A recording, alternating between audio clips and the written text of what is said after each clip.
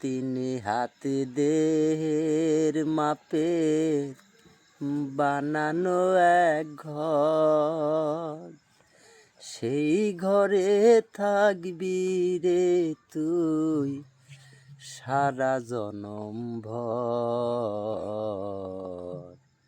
সেই কথা ভাইবারে মন মাল সামানা তৈরি কর।